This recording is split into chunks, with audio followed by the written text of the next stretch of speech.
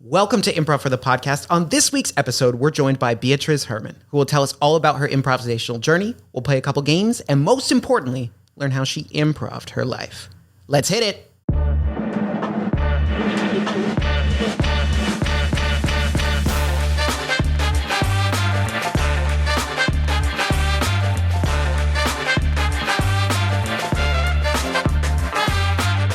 Welcome to Improv for the Podcast. Tonight, I am joined by Master of Stories, improviser, Beatriz Herman. Woo! This is the first time we've had a master on the show, so thank you so much for being here tonight. You're welcome. Yeah, I see. I had to pick that title because you said it earlier, so there it is. How you doing this evening, Beatriz? I'm doing really good, thank you. It's nice to be wearing sandals in the winter, you know? It's part of our West Coast privilege. Yeah, Exactly. It was, 80 degrees today?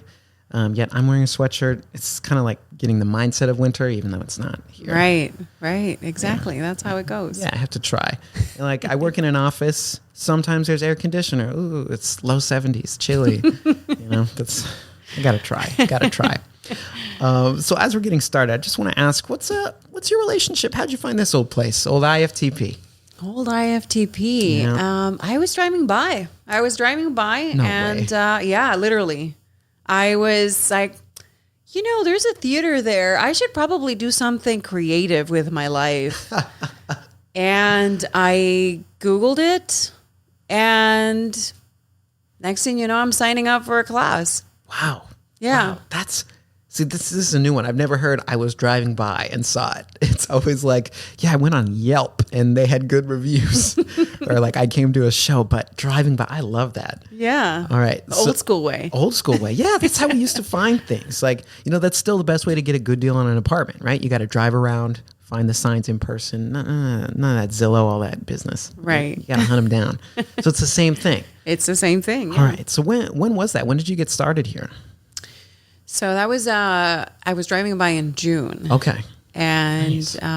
and I signed up in July. So I started my first class in July. All right. Fantastic. So you've been with us for half a year now, pretty much? Half a year now, I know. Amazing. Almost. Okay. So we're going to get more into that in a little bit.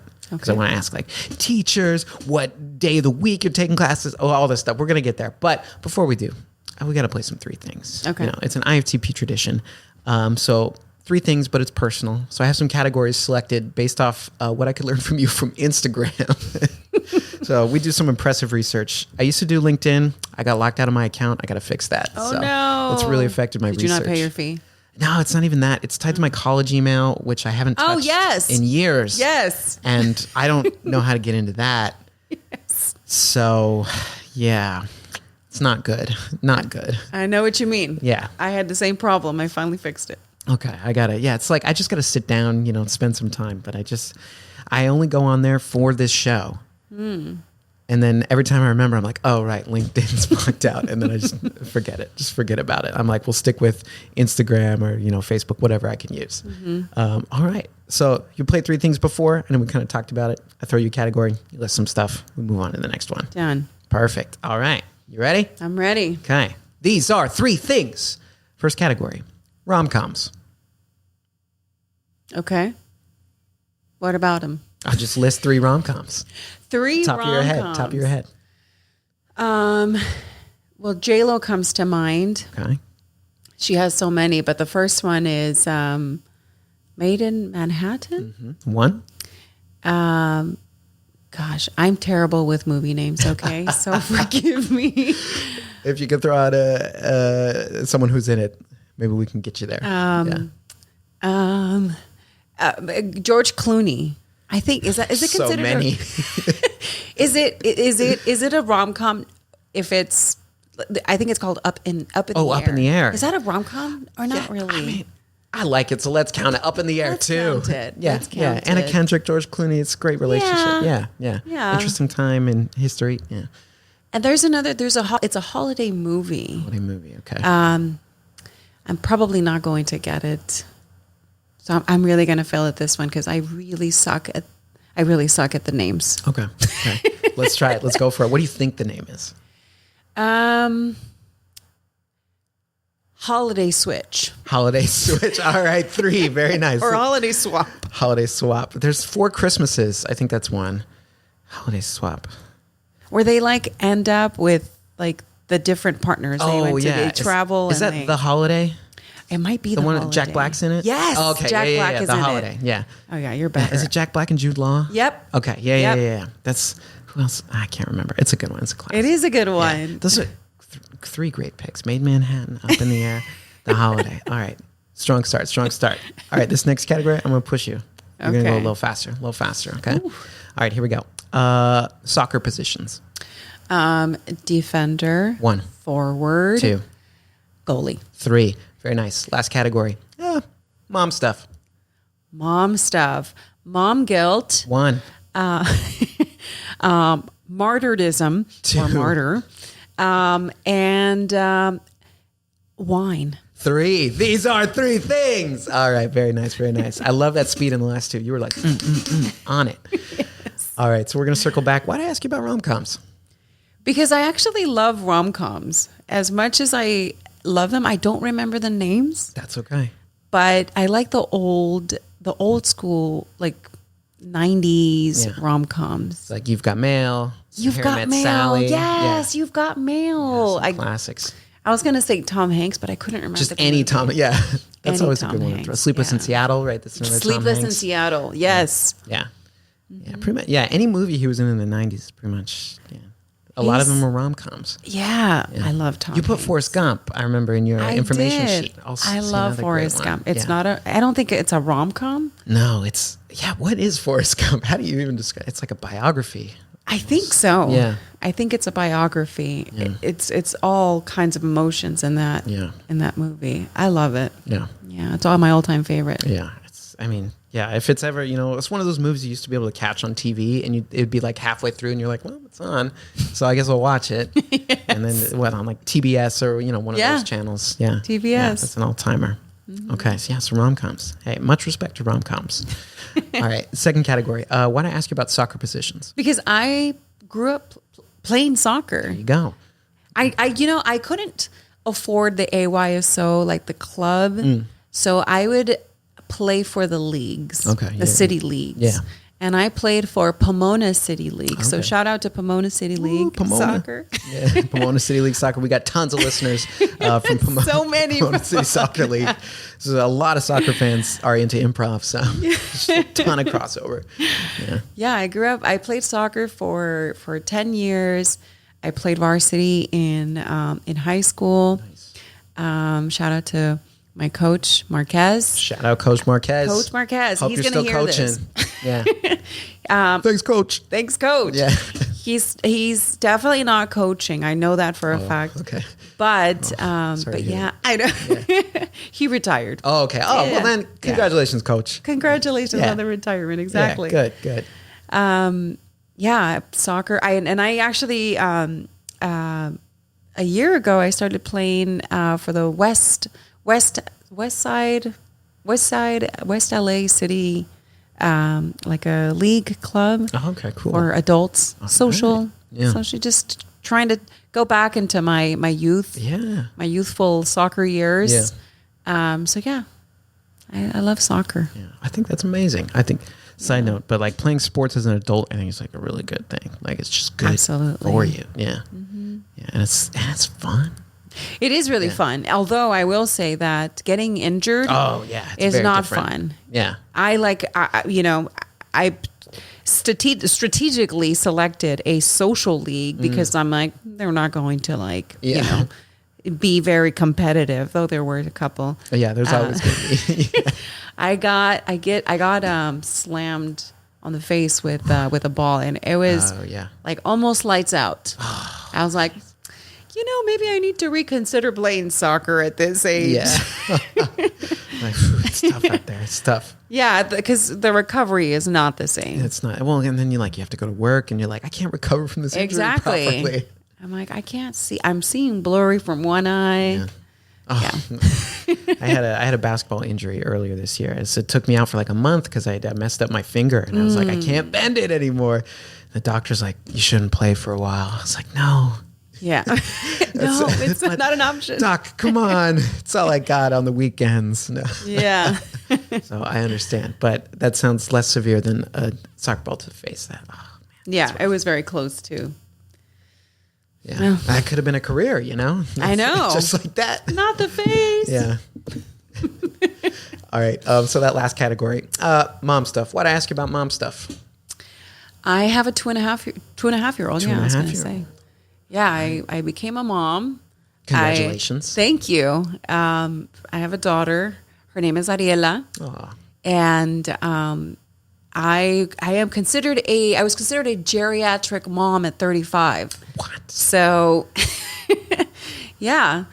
But I became a mom, and because after becoming a mom, life took on a whole different meaning. Whatever I thought I wanted to do, like I no longer wanted to do. Yeah. Whatever I had been putting off, suddenly, like now I have, motivation and energy to do it. It shifts perspective differently, and it gives you, I feel like, more meaning in life. You're like, gosh, somebody loves me unconditionally, and they depend on me. So yeah, there's a lot of pressure. Yeah, I believe it. It's yeah. I'm thinking about that in the next couple of years. I'm like, that's gonna come, and it's gonna change my life. 100%. It's scary. Yeah, I believe it. I believe it. I was like, oh man, that's really cool. That's really cool. All right, well, shout out Ariela. Shout out Ariela, I love you. Yeah. Oh, see, save this, and then like 20 years from now, it's gonna kill. This clip's gonna kill. Absolutely. She's gonna be like, you went on a podcast and talked about me when I was a child. That's pretty cool. Yeah. Little digital artifact. All right. So we played some 3 things. We gotta talk about some improv. Yeah. So I want you to take us back to first time in your life when you learned about, saw someone yelled the word improv. When was the first time you were exposed to improv? So, I saw on TV Saturday Night Live. Mm-hmm. I didn't know that was improv. Yeah. There was like nobody in my family. I was actually born in Mexico, and my mom was born and raised in Mexico. I was 3, coming here. So there was no connection to arts of any kind. And so that was like my first, you could say introduction was SNL in my adult years. Yeah. And I would say like a little under 10 years ago, I was living on Melrose, near Melrose, and Groundlings is there. And my boyfriend, who is now my husband, shout out Jeremy Herman. Congratulations. He said, let's go to Groundlings. There's an improv show. And I said, okay. And I loved I really enjoyed how amazingly like the people on stage were able to just come up with things, on like just quickly on their toes, witty. I was like, wow, that is so amazing. How do they do that? And they even brought my husband on stage. Wow. And he did amazing. Really? Yeah. He did theater and stuff growing up. Okay. Yeah. So he was like in his, zone. He was in his element. Yeah. Yeah. He was in his element. And I thought, wow, that's something that I would love to do one day. That was just the thought. Nothing that I really wanted to pursue. It was just something like just a thought. Yeah, that was really cool. I'd love to try that. Yeah. Anyway, back to life. Yeah, exactly. Wow. Okay. Mm-hmm. So then you said that was 10 years ago. That was almost 10 years ago. Okay. Wow, almost 10 years ago. Mm-hmm. So then between now and your drive-by on Pico Boulevard, right, where you were passing through, was there any any improv stuff that happened between then? No, just not. It was just kind of in the back of your mind. It was just in the back of my mind. Yeah. And yeah. Yeah. And life goes on. You're working, you get married, you have a kid, and all of a sudden, you're cruising through LA, Pico Boulevard. Whoa! What's that sign? What is that sign? Yeah. IFTPA. What is that? IMPROV'd. Yeah. Yeah. There was a cuss word related to that, but I was like, I don't think it's that. So let me Google it. So yeah, I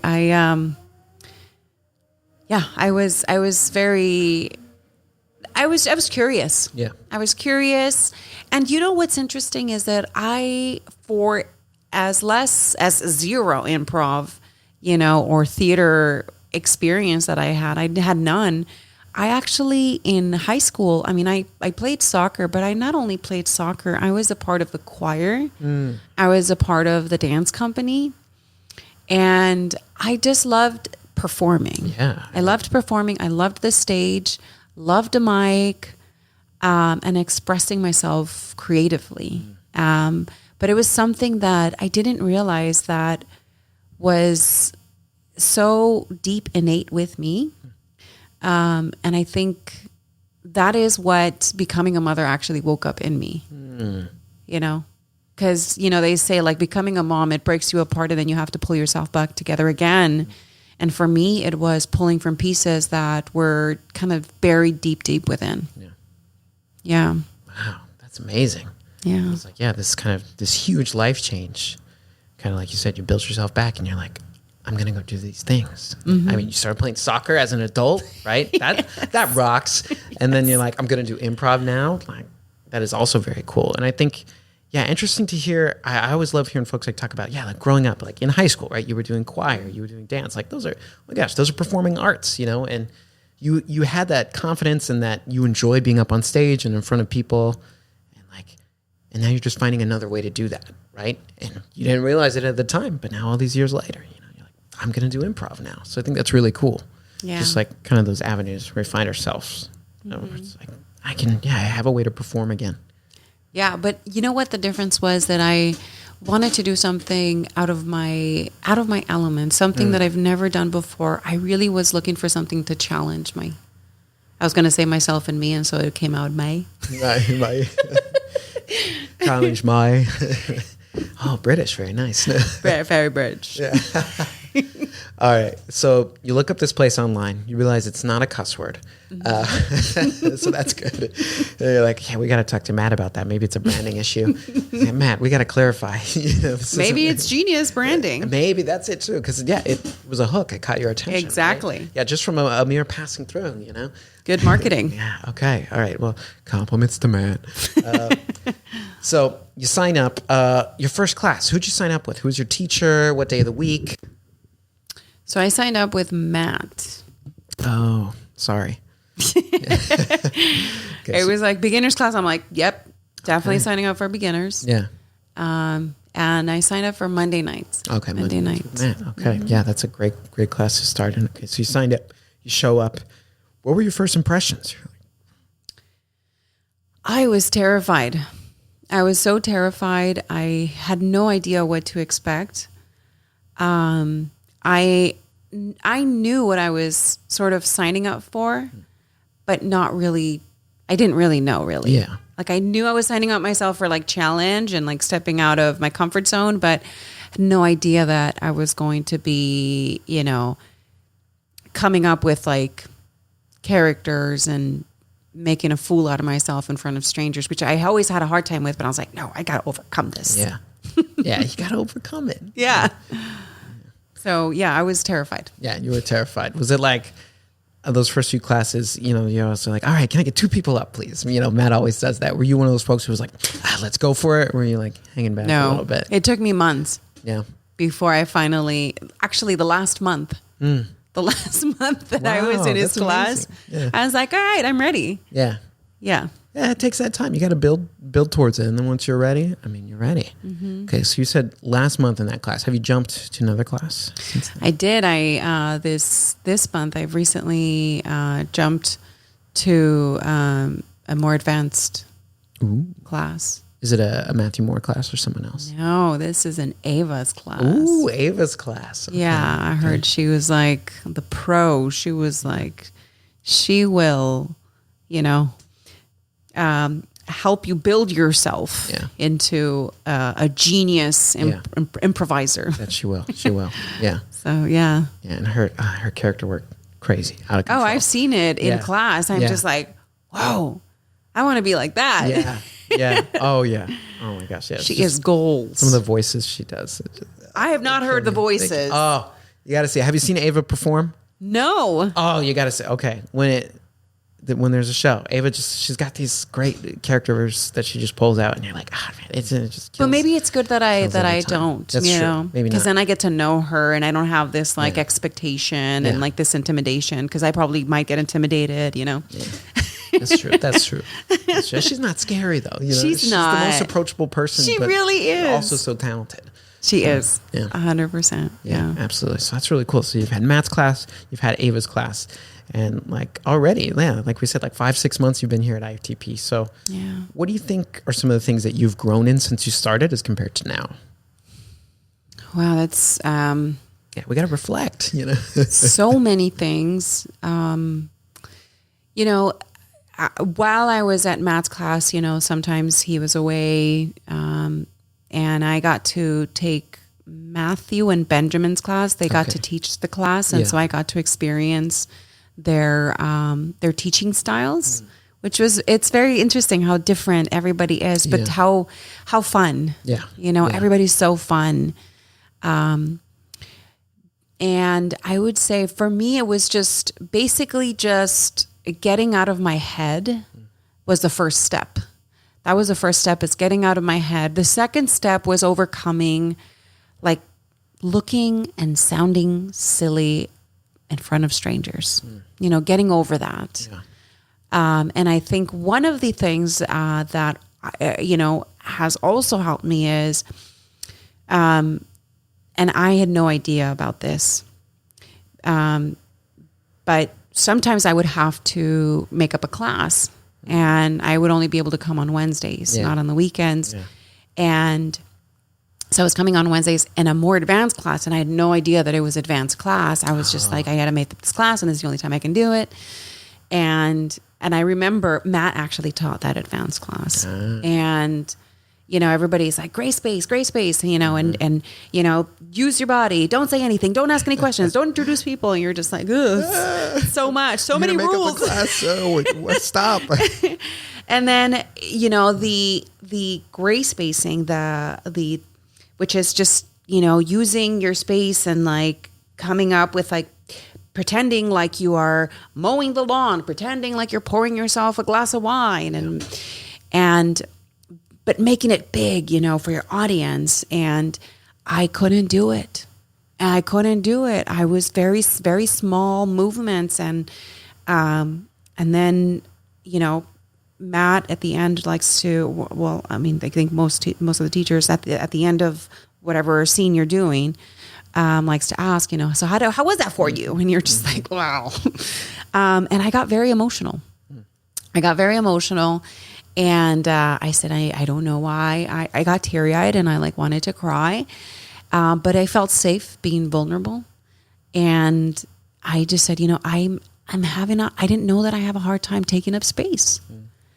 And like everybody in the class was so sympathetic and so kind and supportive. And Matt then stepped in, and he shared a vulnerable experience of his own to kind of not make me feel like I was alone. And it was so helpful. It was a very profound, vulnerable moment.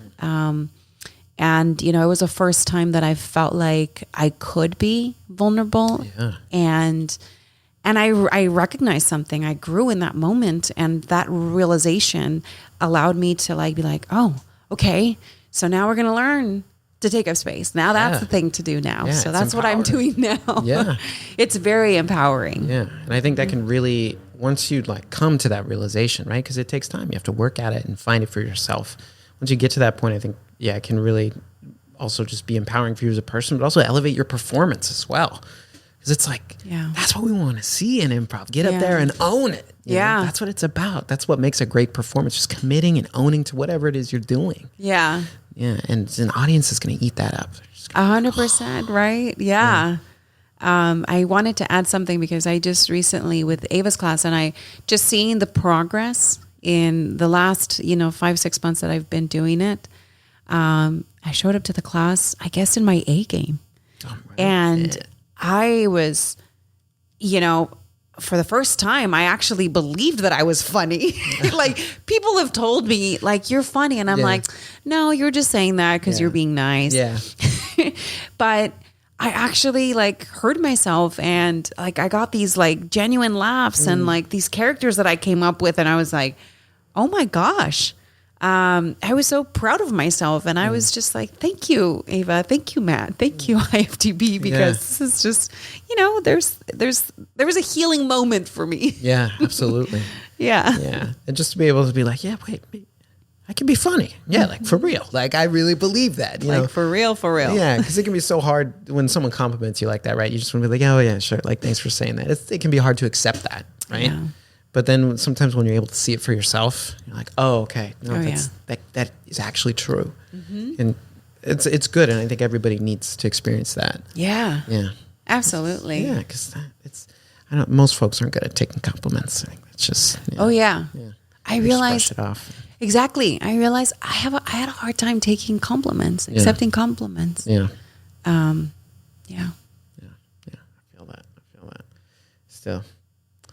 Yeah, something we all got to work on, especially with improv too. It's such a positive environment, so positive, so many opportunities both to compliment other folks and then to receive compliments for yourself because you're getting up there, you're being vulnerable, you're making everything up. That's a vulnerable space to be in. Mm-hmm. Yeah, it's crazy. It's a crazy thing we do. It is. Yeah, I realize I'm like, wow, we actually sign up to to be vulnerable. We sign up for judgment, but nobody really judges you, but you're just kind of whatever, Yeah. You make a fool out of yourself, and it's so beautiful. Mm-hmm. I didn't mention this, but in the work that I do, I always tell the kids, I always tell my kids, do you think that being vulnerable is weak? Are you weak for, when you're vulnerable, or do you think that you're strong? Mm. And, I'm amazed at how many kids actually say, you're weak.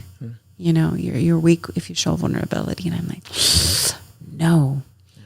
And so then I have to go into this whole lesson and tell them and get into a story. Yeah. Because it's the opposite of that, right? It's the opposite. Yeah.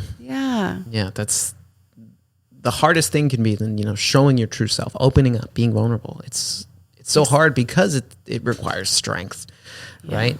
So much courage. Yeah. If it were a weak thing to do, it'd be easy. Mm-hmm. But no. It's gotta, oh my gosh, it takes the most amount of strength to be able to do that, especially in front of other people, in front of a crowd or an audience, or, a class of kids, your peers, whether you're an adult or a student.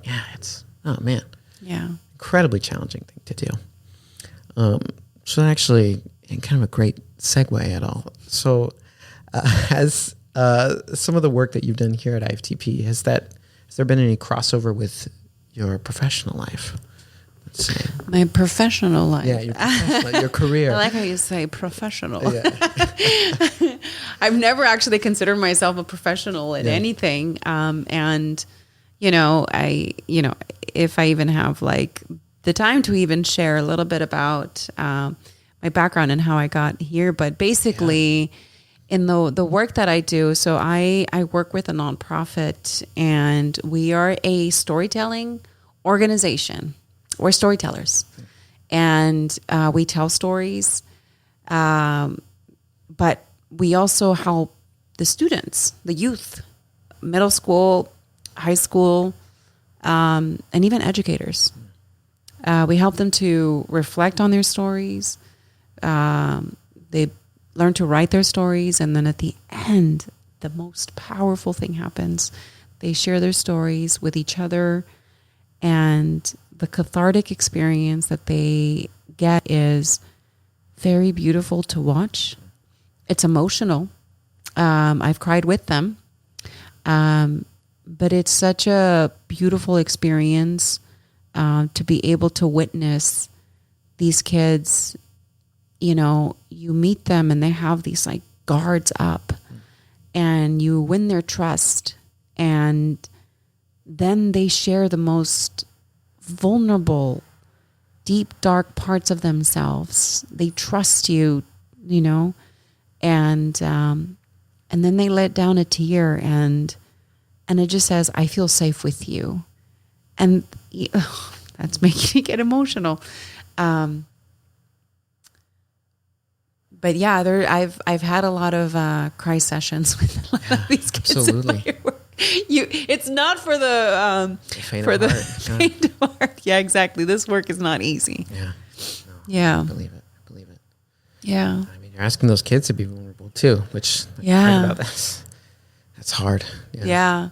But I mean, that requires you to be vulnerable. With them You have to prove that first. you can do it first. Otherwise, Exactly. no, they're not going to do it. No. Yeah. Oh no. And you get, I mean, we go to the work that we do is mostly in areas that have underrepresented areas.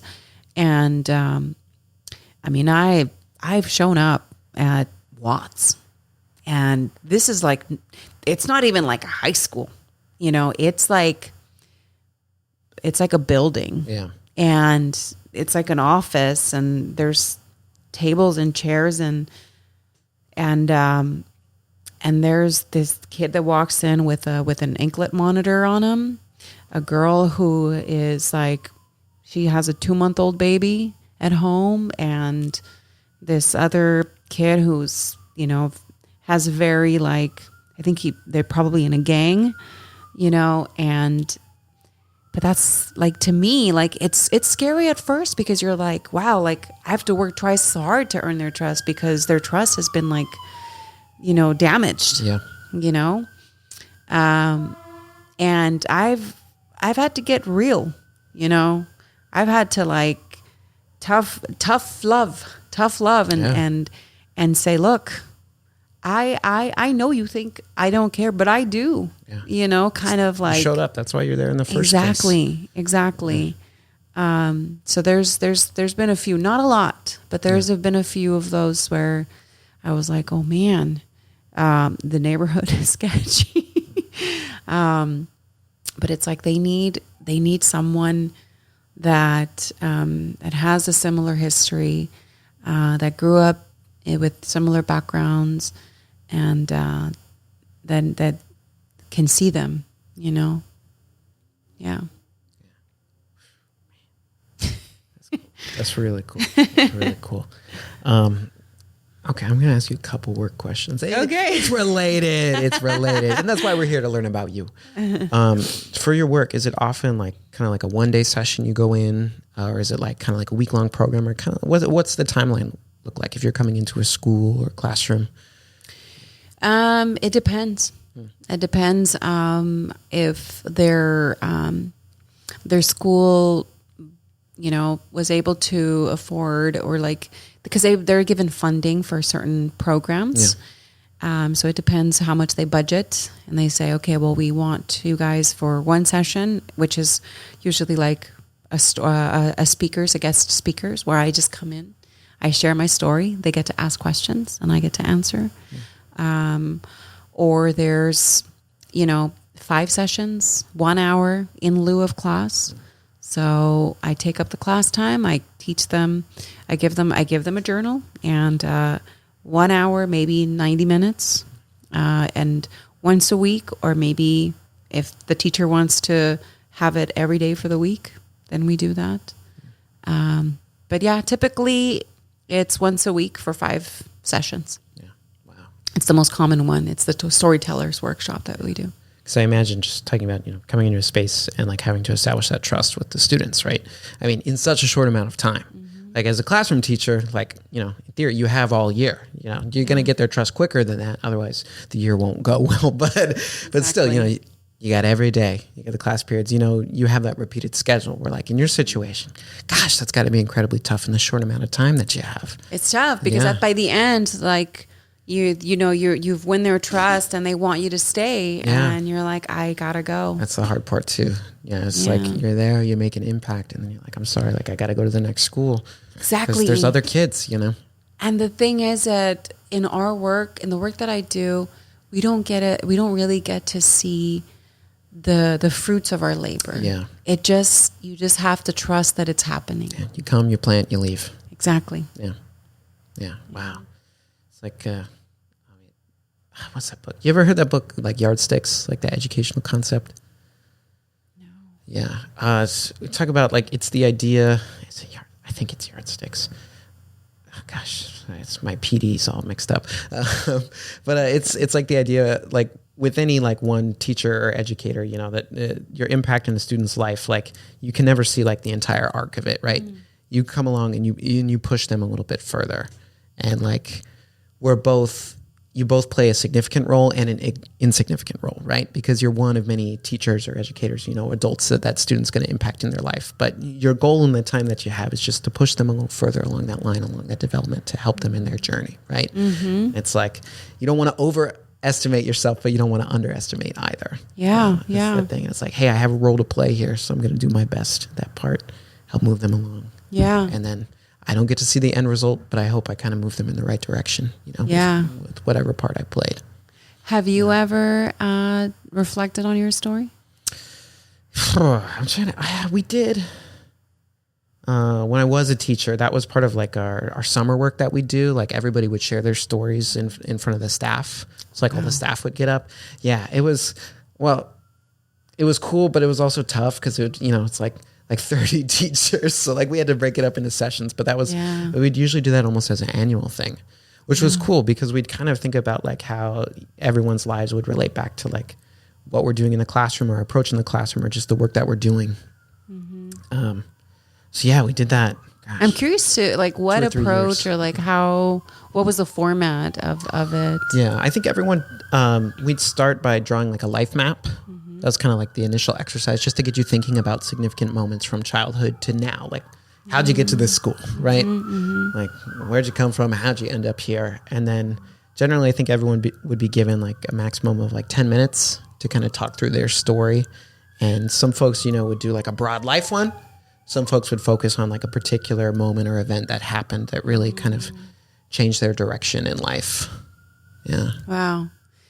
Yeah, interesting. I'm always curious about like the different formats because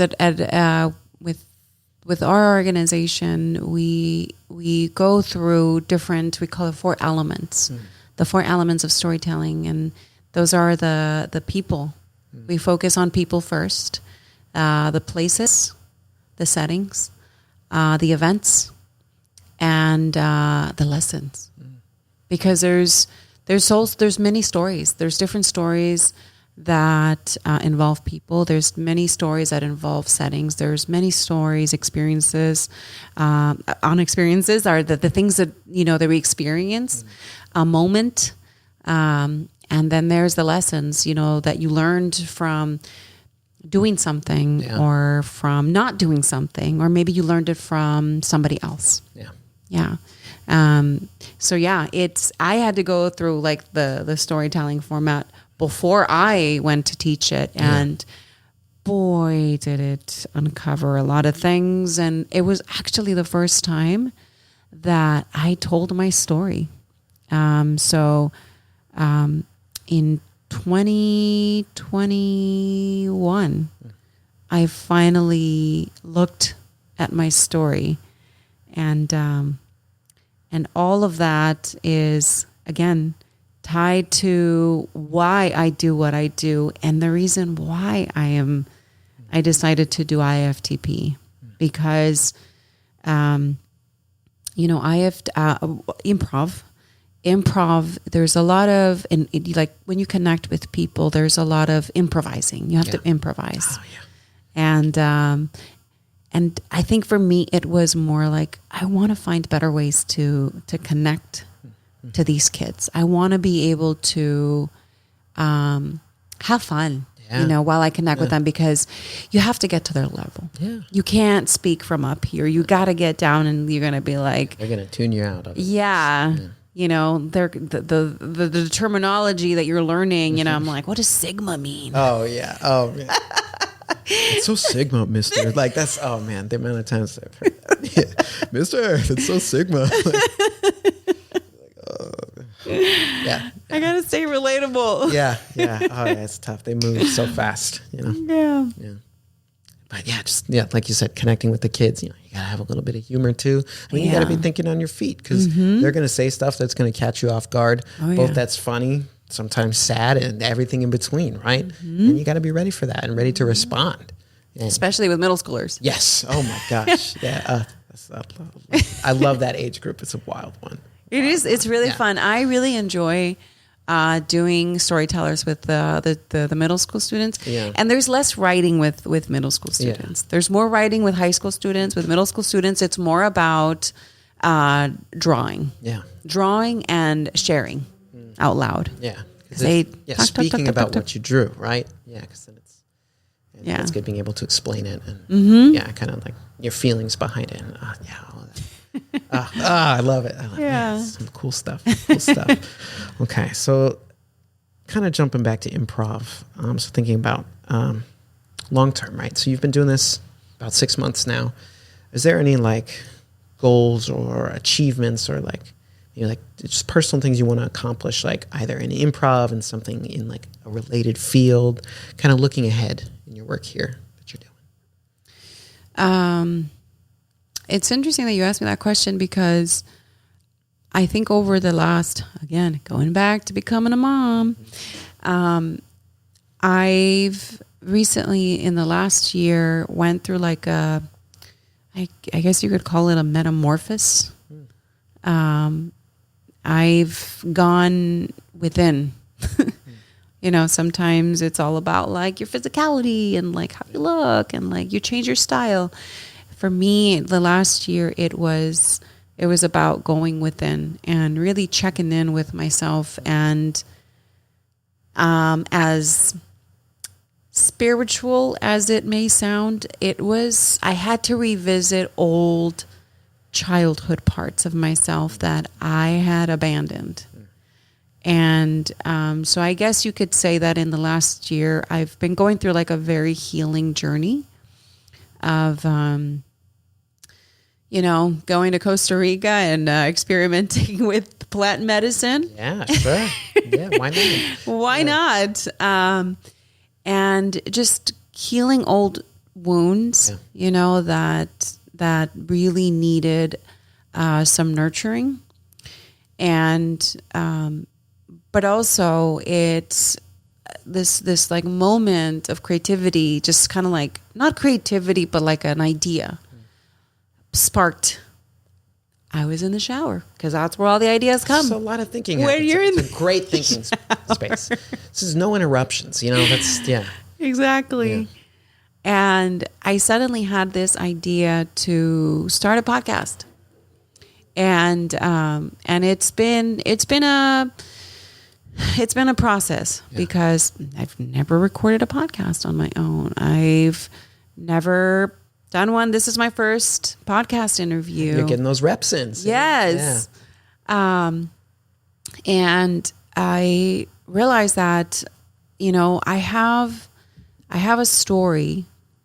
I have a story that I want to share, but I not only have a story, I actually I believe that there are many people out there that have stories of their own that are unable to share because of their status. And, just to kind of share a brief part of my story is that I was undocumented for more than 30 years. And I honestly don't know how the fuck I managed to do life undocumented. It was hard. And there's so much about it that I never talked about. I just kind of went about my life alone. And, it's, people say like, I feel alone. I'm like, I know what it is to feel alone. I know what it's like to hide who you are because you don't feel accepted. And so you assimilate, you code switch constantly because you want to fit in, you want to feel accepted. And despite all of that, despite my status, I somehow managed to get myself through college, graduate from LACC. Shout out to LACC. Oh yeah, I go to ELAC actually right now. So. Oh, nice! It's in the same family. Yeah, I was like, hey, so shout out LACC. Shout out LACC. Yeah. I graduated in 2019, top of my class, summa cum laude, and I was the class valedictorian. And I'm considered a non-traditional student. So I graduated from LACC and I transferred to my dream school. I transferred to UCLA. Ooh, go Bruins. Go Bruins. And I majored in communications. And unfortunately, I only managed to get one quarter of college experience on campus because of the pandemic. Oh, no. It was sad. Oh. It was really sad. Yeah. I was very disappointed. Yeah. But I almost feel like it saved me from a lot of emotions that were kind of surfacing for me, because at that time the political climate was hot. Yeah. And as a DACA student at the time, it was not fun to be undocumented in 2020. So there's a lot of story that I have that lives within me, that I know that a lot of folks out there, they're probably still hiding, but I want to give them an opportunity to, even behind a mic or even behind a story anonymously, to be able to tell their experience, and really just let others into our world, because you would have never known, how difficult it is for somebody that, like, you see me and I look very much the American, image. I speak English. I went to school here. I understand a lot of the pop culture, not everything. Yeah, sure.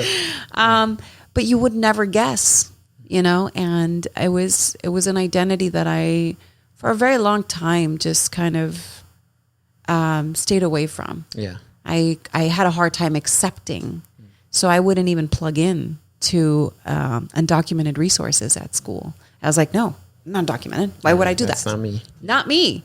But UCLA kind of forced me to really look at myself.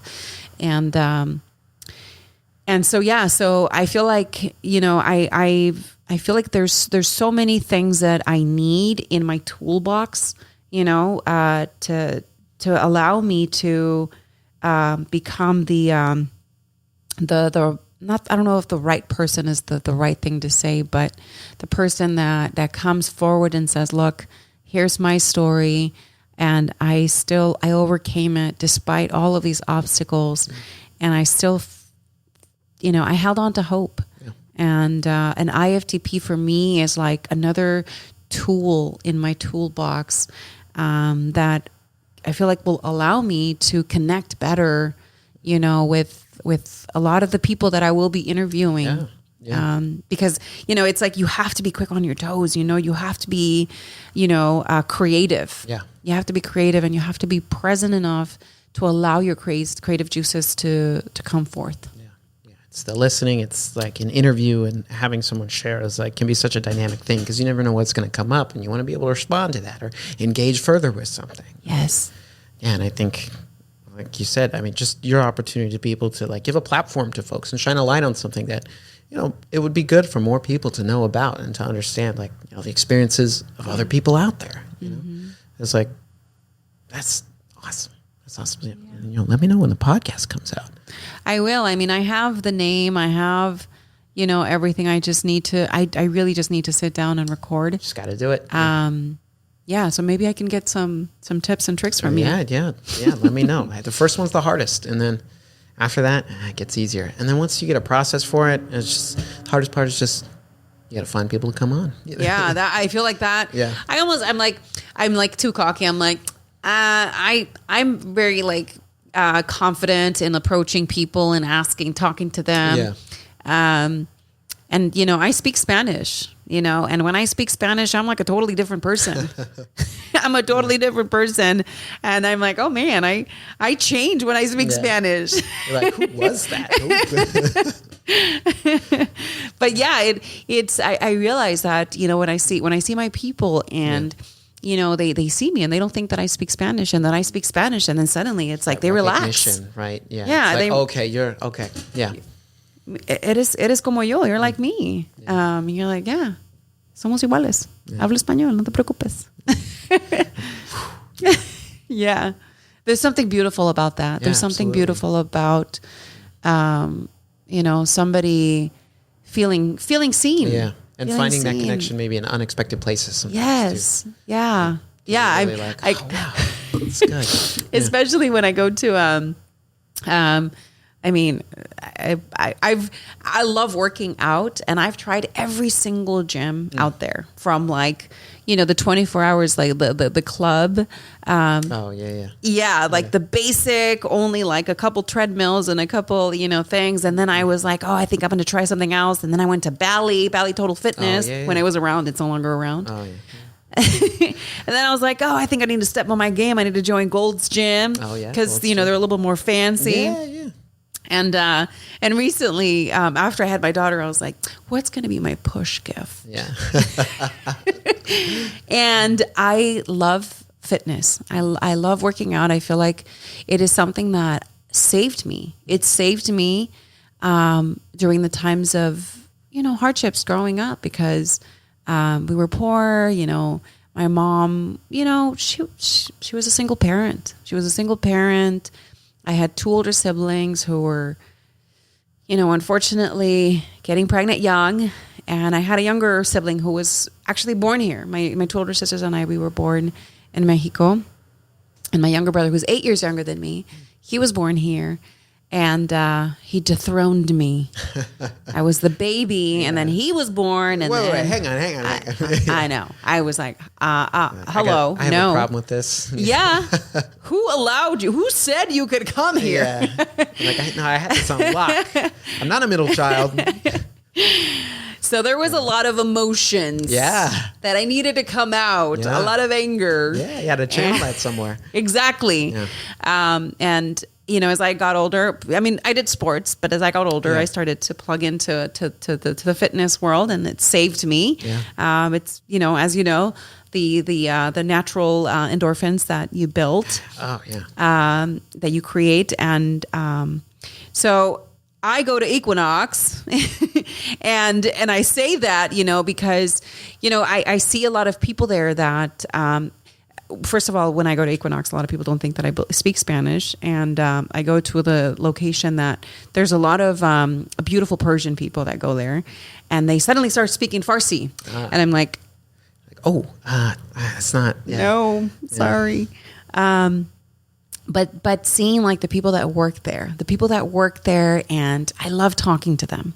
I love talking to Rosa and Maria and the other Maria, and they just want to tell me their stories, and they confide in me in Spanish, and it's so nice, it's, and I'm sure that it's great for them, because then they're like, thank God, somebody's here, because you're like, you wouldn't expect me to be in there and speak the language, and really relate to what they're saying. Yeah. Because Equinox is like, it's a bougie place, but for me, it's more like I've earned my place in fitness world. Yeah, you worked your way up. I've worked my way up. You started at Planet Fitness.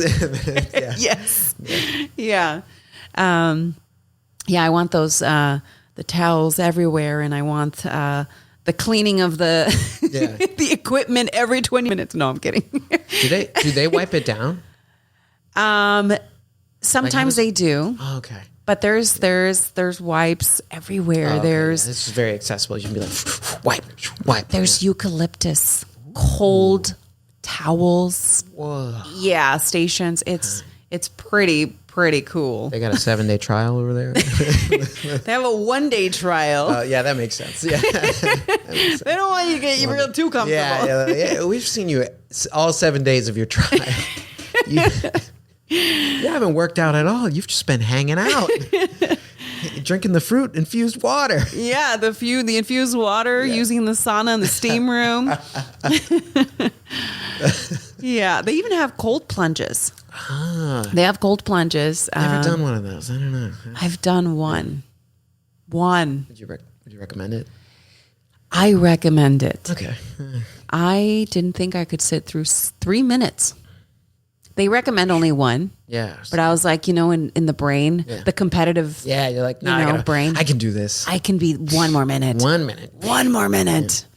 And I will tell you that I went in there and it was really cold. I got out of there feeling so energized. I felt like I was 15 again.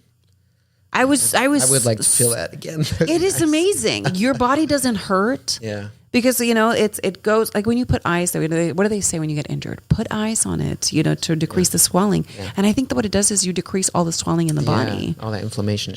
All the inflammation just, goes away. So, yeah, definitely recommend. 10 out of 10. I got a tub at home. I got some ice trays in the freezer. Do that. I know what I'm doing tonight. I got a project. I only have 2 ice trays, though. It's going to take some time. Ugh. You could just drive up to Big Bear. Oh, that's a lot easier, actually. That would take less time. Sit in your underwear in the snow. Yeah, you said lay naked, so I don't know. It might be too cold for that. We're going to get calls. Yeah. So did you guys advise on your podcast? Yeah. Local podcast host lays naked in Big Bear snow. Why? Oh man, I don't want to be on the news. Not for that. Not for that. That's all the wrong reasons. But no, I definitely. I don't know. If I ever find myself, if I have the opportunity, I suppose I should give it a try. Give it a go. Yeah, give it a go. Yeah. Definitely. Even if it's a once in a lifetime. Yeah, you'll get hooked. Yeah, but. Yeah. Yeah, I know there's always like those influencers, they're like, I do a cold plunge every morning and that's how I start my day. Mm-hmm. I don't know about all that, but got to try it once. Yeah. Yeah. Yeah. I actually talked my friend into doing it with me. Oh, it's easier, if someone's going to do it with you. Yeah. Be like, hey, we're both going to try it. Yeah. Yeah. If you get that buy-in, yeah. They yes-and it. Or did you pimp them into doing it? Tough to say. No, I didn't. No. Yeah, she was very like, I ahead of time, I said, there's a cold plunging I'd like to try. Would you like to try it with me? And she's a person that likes to tries new things. So I asked the right person. Yeah. Basically. Yeah, sounds like it. Yeah, you had the right friend with you. It was like, okay, this friend's down. Yes. This friend's down to do stuff. Yes. And that's like, that can be good to have that person. Mm-hmm. Yeah. All right. So I got one more improv question for you. Okay. And then we're going to do a little improv. Okay. So maybe you've already answered this, but maybe this is a summative question. Let's put it that way. Thus far, what do you think has been the impact of doing improv in your life? The impact. Yeah. Whew.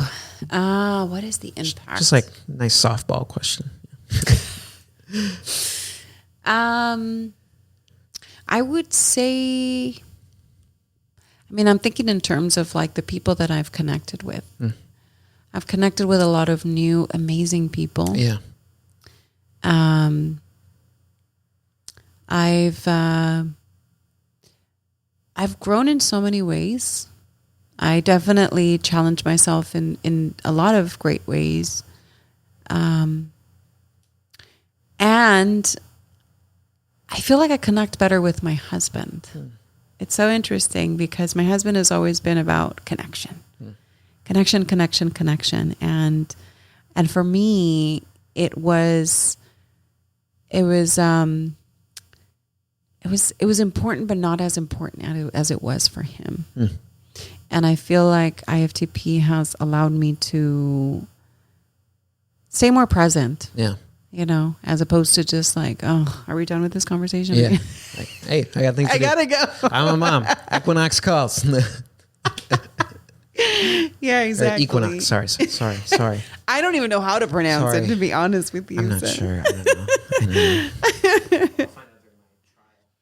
I'll check then. Yeah, check on your trial. I'll send you an invite.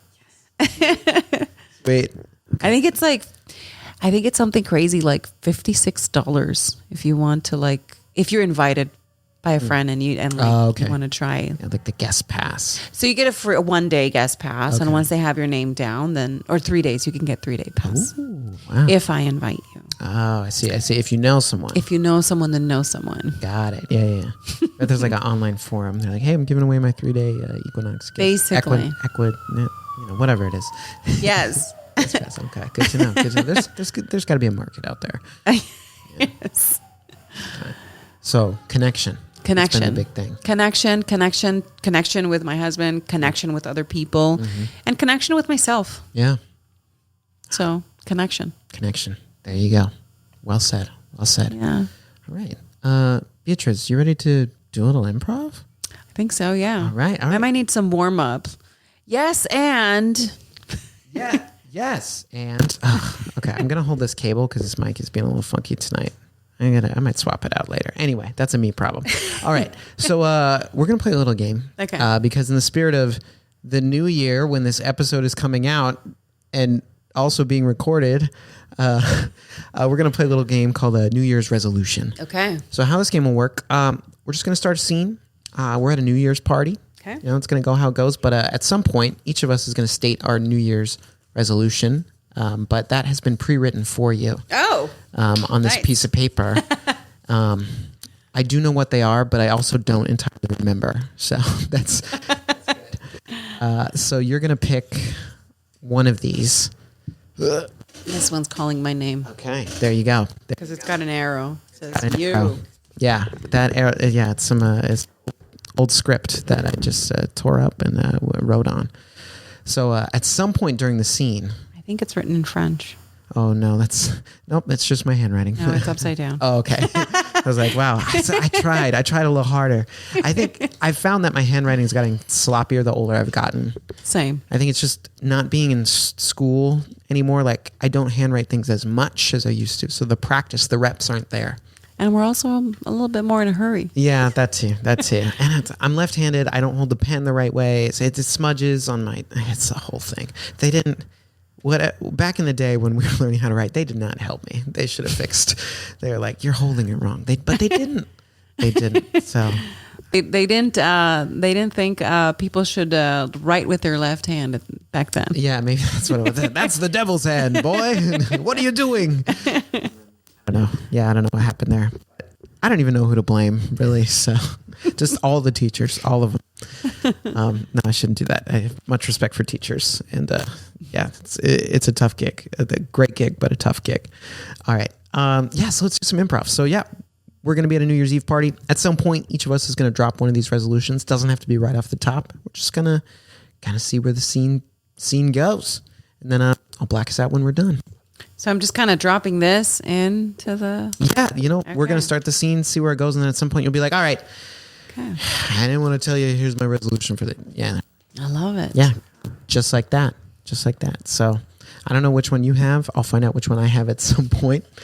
And let me read it again. Yeah. Oh, yeah, and you can read it whenever that time comes. I'll probably read mine directly off the paper. Okay. Yeah. All right, here we go. Okay. Lights up. Oh my God! Thank you for having Chex Mix, Bold Mix, at this party. I was like, I was a little worried when I showed up. I was like, if there's no Chex Mix, I might have to dip out early. Yeah, I thought there might be some Chex Mix, aficionados. You got me. That's. Yeah, I mean, it's a little embarrassing to admit, but pretty much every party I go to, I judge it heavily by the snacks. Like if there's not some sort of pretzel-based jumble, if you will, I'm usually out of there, 10, 15 minutes. I make the rounds and then just dip. Totally. So I once dipped a party because they didn't have a bowl of hot Cheetos. Smart. Yeah, if they don't have what you want, why stay? For real. Why stay? Yeah. Why even invite us in the first place? You know what we eat. Yeah, it's like, yo, I'm hungry. Like, give me something good. Yeah. I'm going to suggest something crazy to you. Yeah. So I have this solo cup full of Chex Mix Bold Party Mix. Okay. Would you mind pouring some of those Flamin' Hot Cheetos in here? Sure. I just want to. I'm feeling adventurous tonight. It's New Year's Eve. Yeah, New Year's to you. Perfect. It might be a little spicy, so just caution. Handle Flaming my hot. spice. I can handle spice. Okay. I just, I drink hot sauce from the bottle. Oh, Yeah. I mean, is it a mild sauce? It's not good, but I do it. Okay. it's not, yeah, it's medium. Medium. Okay. So, okay, I'm just gonna shake this up. Muy caliente. Oh, so good. Thank you. Yeah, you're welcome. The party right here. I'm sorry. I'm Jeff. Hi, Jeff. I'm Jeff. I kind of, how do I put this? I wasn't exactly invited to this New Year's Eve party. Oh. But I'm friends with Tiffany, who knows Beth, whom I think you invited. I did. I invited Beth. Yeah. So I'm like friend of a friend, if that's cool. I mean, sure. Someone had to eat those Tex-Mex. Yeah. I know a good party when I see it. And this is one of them. So thank you for inviting me. I mean, I didn't really invite you. Well, but thank Beth and It was you. It was you. It was me. Yeah, Okay. it was you. Okay. Yeah. So just. All right. Thank Well, Yeah. you're welcome. Yeah. And I just, it is New Year's Eve. So I don't know anyone else. So I'm going to share my resolution with you. Okay. It just feels right. Like All right. we've bonded over appropriate snack mixes at parties. What more of a connection do you need? What more do we need? Yeah. What more do you need? Sure. All right. So, I've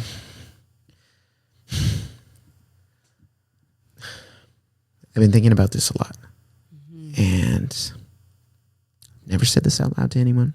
Okay. I'm going to become a professional napper. A professional napper. Yeah. Wow. And maybe try and set a world record doing that. That sounds... Thoughts. Yeah, that sounds very like a hibernating experience. Hibernating, huh? Yeah. Okay. Yeah, like a bear. Like a bear. Bears are cool. You know what bears do? They eat Chex Mix and they go to sleep. They do. So I'm already halfway there. Exactly. Stick. Okay. Well, it's good to get like the public's impression because I guess this is a bit of a soft launch because the ball hasn't dropped yet, so I still have time to change this. But I think I'm going to stick with it. Okay. I'm going to stick with it. I find myself like at work, like it's just like there's so much time to kill. Like I could definitely take some naps here. I just really need to lean into that, Oh yeah. It's like I'm already getting paid there anyway. So if it is, what Yeah. I mean, I work in software development. It's like I write like 2 lines of code and I'm good. So I mean, it's pretty boring. yeah.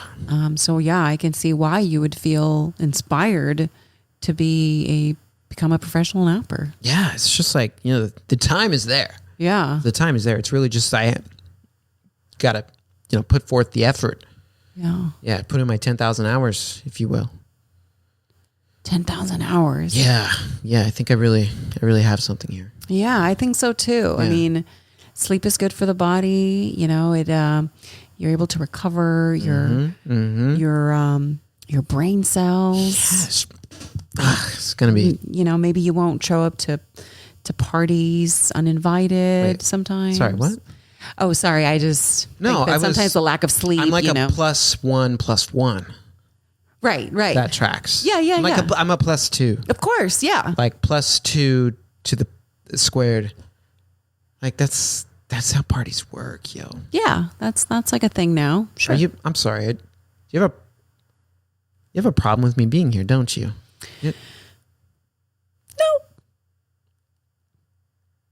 See, when your voice goes all high like that, that makes me not believe what you're saying. And I just revealed a very intimate truth to you about my aspirations for the next year.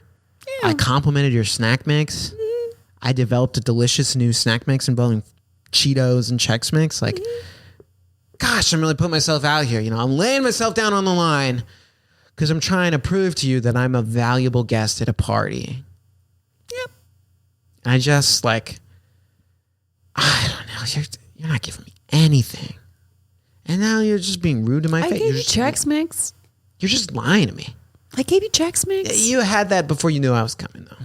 You didn't know Jeff Townsend was coming, you know.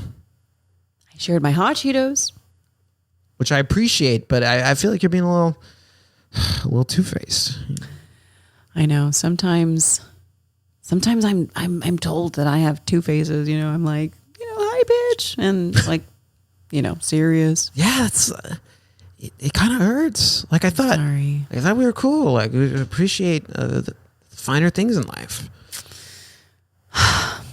Look, since you're being very vulnerable, literally, this is basically the innards of my soul. Just all like right. just pouring it out. All right. Yeah. Well, just so you know that I'm okay, with you being here. I can share something vulnerable. Okay. I too have, a resolution. Oh, sweet. Yeah. Let's hear it. Yeah. So don't laugh at me.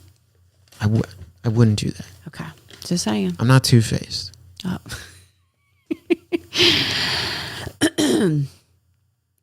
I am going to start. Yeah. I'm going to start collecting weird socks. Okay, you're laughing. But not only that, I'm going to wear a new pair every day.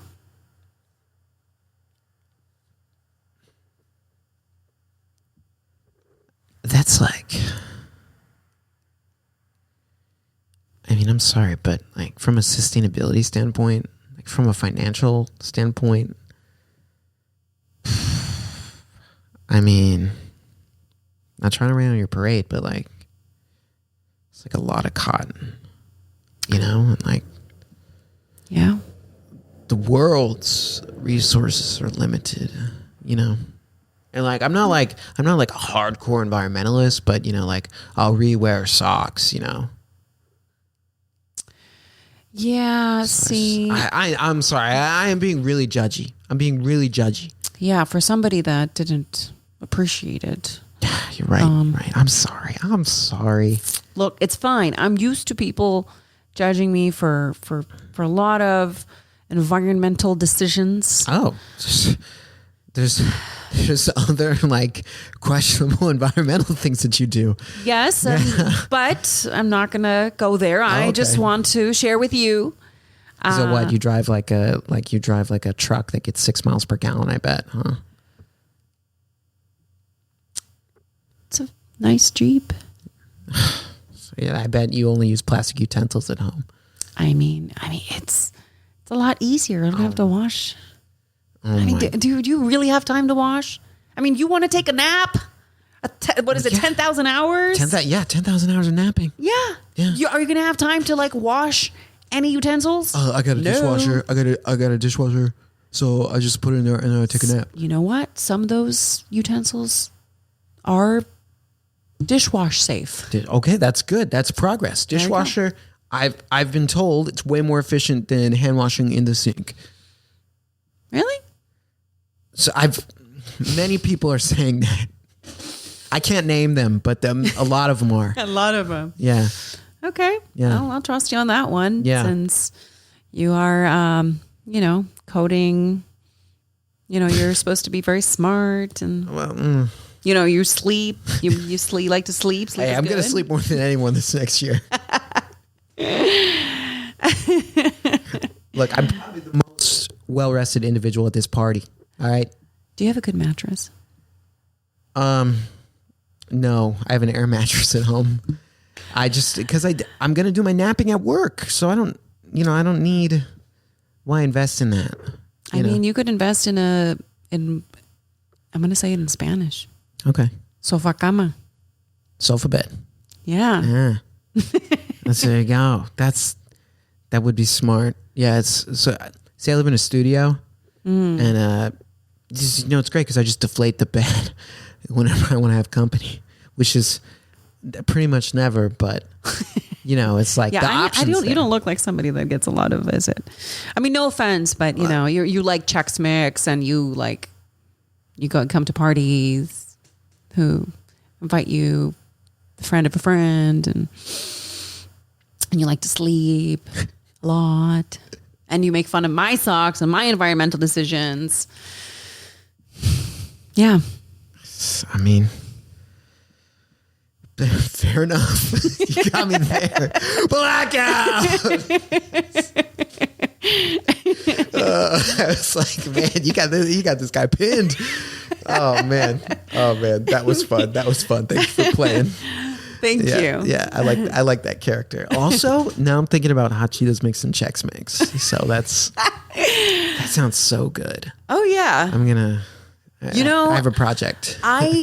Speaking of hot Cheetos, I grew up eating hot Cheetos all the time in high school. I was that kid that hid them in her backpack. Yeah.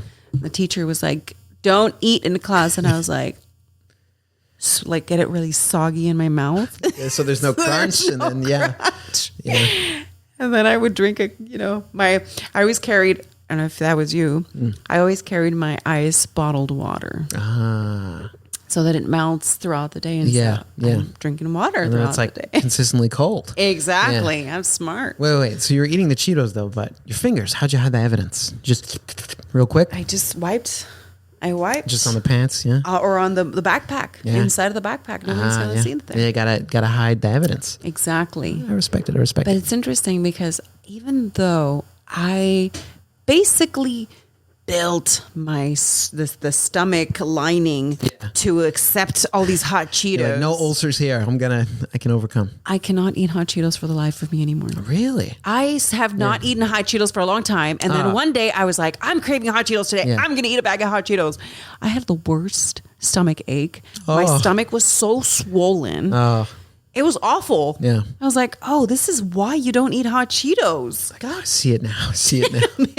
It's awful. Wait, did you have like a favorite variety? Was it just like standard hot Cheetos, extra hot, limon, standard. Chester's hot fries? Like what's the pick? No, I think by the time that I was like leaving high school in 2004, the hot Cheetos with lime started to be introduced. Those are my favorite. So the old school traditional flaming hot Cheetos. Okay, Not extra, not lime, just classic. And you got to respect that because that's where it started, That's where it started. Yeah. Man, and now with Chex Mix, there's a little salt, a little crunch, a little spice. Yeah, there's that like bold vinegary one. It's pretty good.